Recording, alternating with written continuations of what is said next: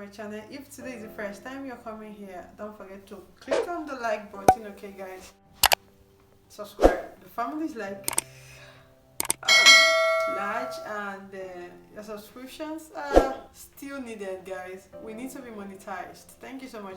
So today I have a very amazing person in the house. Harsha, I really want to say something about Harsha. He's a very amazing person, guys.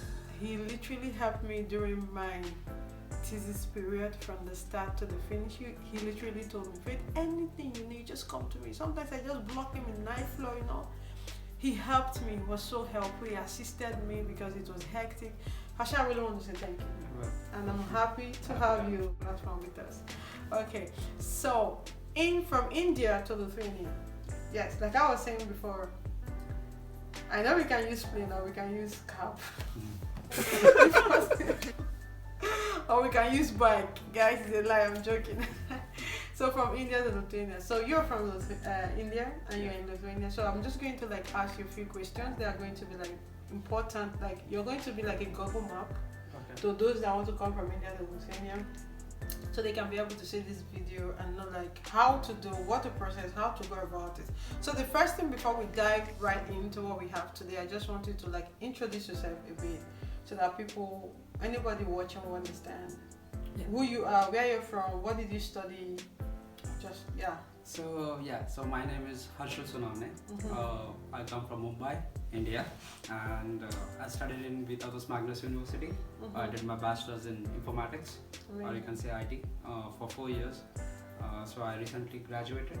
And, congratulations, by the way. Thank you. Guys, he's very intelligent, very smart. I'll be starting my job over here within the next 2 weeks. Okay. And yeah, it's going good. Alright, Nasha, thank you so much for that. What we want to hear from you is how did you hear about Lithuanian universities? So during my final year, I did my diploma in information technology back in Mumbai. And during my final year, I was looking for universities for outside because Indian bachelors have the same syllabus as my diploma. So I thought it's useless to pretty much read about the same thing which you learned before. So I thought to look outside where the subjects are much more different and vast. So that's how we're doing my final thesis. We were doing a project where I came up with a dude who suggested me this university, and I'm like, okay. So I found out and applied by an agent. How did you get your visa? So every city has consultancies, every city has like near 3 to 4 consultancies which help students to go outside. So there's this famous one which around 80 to 85% of people or 90% of students which I heard, they came from ESC. Yes. European Study Center. European Study Center. Guys, you're going to see it on the screen. I'm going to put it there so you can find it if you want to come from India, okay? Yeah, so it's in most of the states in India. And so you go to them and they say that you can say which country do you want to go. They apply and everything. I didn't get through ESC, but as much as my information, they take around like 1 or 1.5 lakhs rupees. So it might cost you around like 1,500 euros. So mostly they handle your paperwork, they handle they apply to your colleges. But I didn't do that. I just gave the paperwork and they did the stamp duty and the government things, which I paid really, really less. And I handled all the paperwork for the college. I see. So another thing we have for you is will you say Lithuania is a good place for Indian people from your experience, period of 4 years you've been here? So if you want your education to be cheap, okay. Yeah, the first factor most of the people come over here is because it's cheap. Yeah, you're right. So 2,600 euros near about for my bachelor's for 1 year. So it's like near about 10,000 euros for my entire bachelor's. Whereas you compare it to France. So whenever you're going outside, you have to take these things into factor. Yeah. The fees. The living costs. Yeah, okay. And the rent, which is the most important thing. Accommodation. The groceries and everything. I need to buy Remy chips. Cheap. So like whereas everything is cheap over here, so that's the reason.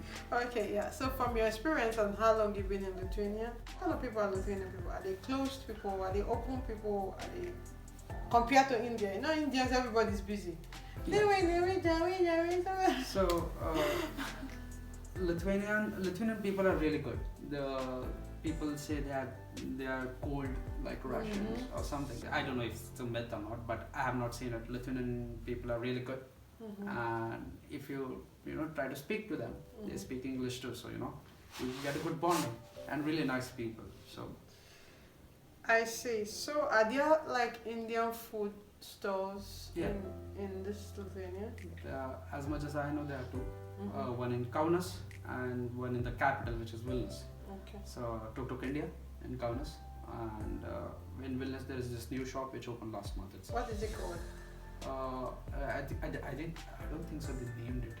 Uh, They just opened it and they are like come to the Trying shop. to. Oh, I see. Yeah. Okay, so guys, there is one in the capital city, and there is another one in the second city in Kaunas, which is what is it? Tuk. Tuk tuk, not TikTok, guys. Tuk tuk, tuk tuk India. Okay, Hasha. What are the cultural shocks for you in Lithuania? You know, India is very big. Yeah.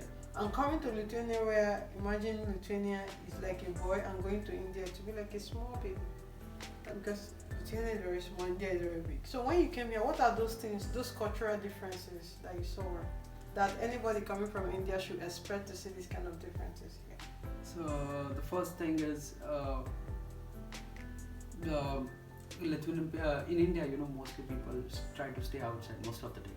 Okay. Yeah, they're busy. They go to work, or if they're youngsters, they go to meet with their friends, go on bikes and everything.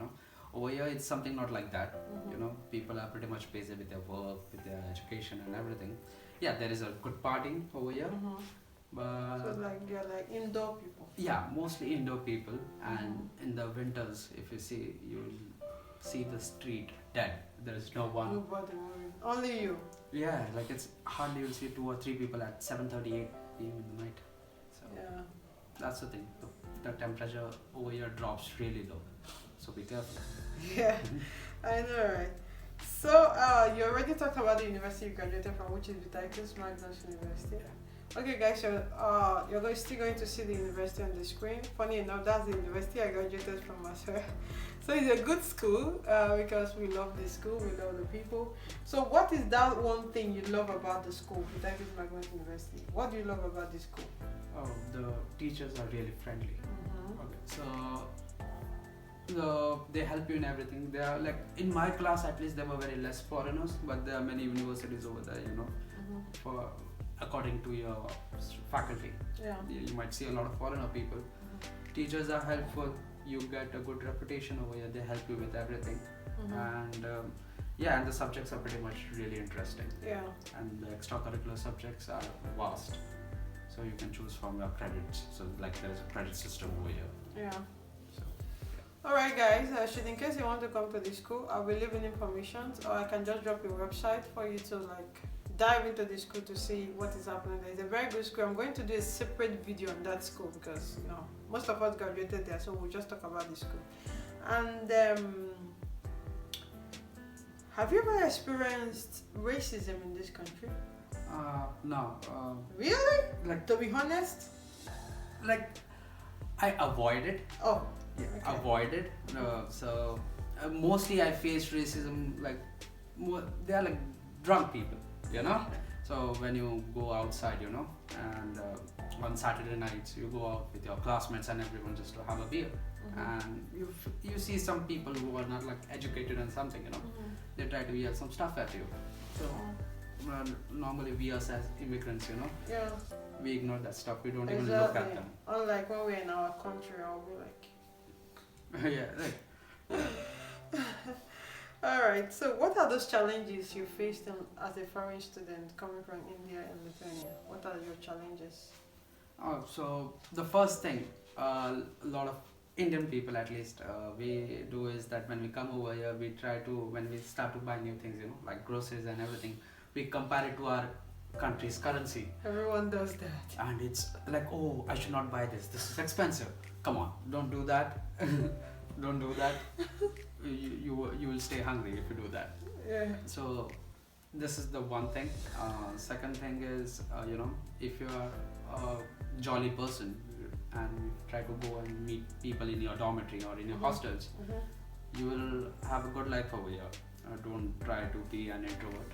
Yeah. Try to meet people, and you will enjoy your entire education over here. Yeah, I do understand. Yeah.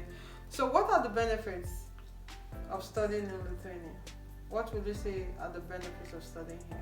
What have you benefited so far? So, as I see, benefits is at least I don't have student loans like Americans do. Okay. Yeah, I did it in cheap. I did it with the best subjects, which are compared to the American universities. So yeah, that's good. And the next thing is, it's easy to score marks over here. Okay. If you study properly, you don't have to study like you are in India. Yeah. In India, mostly in our exams, we have like 40-50 questions. Over here, you just have 10. Answer it properly. That's it. You get your scholarship. Yeah. And so yeah, education is pretty much good here. People should start to come over here, and I think so. The Lithuanian government is doing a good marketing. Yeah. All over Education is actually a business in this country. Yeah, most of the foreigners. People say that there won't be much foreigners over here. Trust me, there are a lot. There are a lot of foreigners. I met people with every country. Yeah, they are coming in. So for someone coming from India, what will you tell them like for cost of living? How much should they prepare? Like example, accommodation. So if you live in the dormitories, so the cheapest room you get around is like around 70 to 80 euros, and the expensive room, like a single room, you get around like 150 to 200. So yeah, it depends upon university to university. So my university has these rates, but you can check your university rates on the website. So that's the thing. So say around like 250 to 300, it's self-sufficient, to spend for a month on groceries, rent, and everything. Like communication, the barrier. Did you have issues with that? With teachers, there was I had some extracurricular subjects. So some teachers didn't speak that good English, but yeah, you have to understand. Some teachers don't speak. It's okay. You can teach them. Oh yeah, this. But among youngsters, among students, it's not a problem. Everyone speaks English, so that's not a problem. Alright, so guys, we are about wrapping up the video, but before we go, we just want Hashal to tell us, advise anybody that is watching this video that want to come from India. So what is going to be your advice when they see this video? Like, what are you telling them regarding academics in Lithuania, regarding Lithuanian people, everything, the benefit and all? So like, what is the advice you're throwing out to them? Should they come here or not?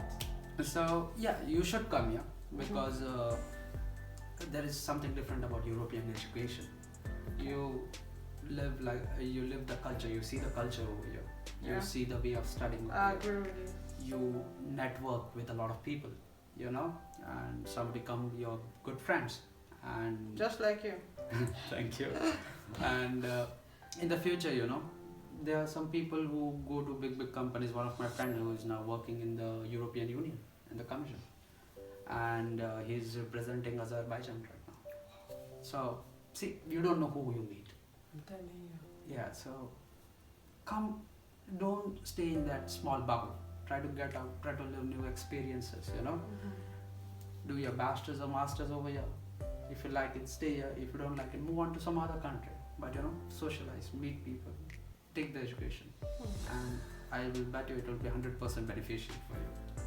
Thank you so much, Asha, for coming. We are very, very happy you came, guys. You've heard it all. So, in case you're coming from India, we really want to tell you that we love you, and at the same time, you've heard everything that he said. So, where to go to apply for your visa.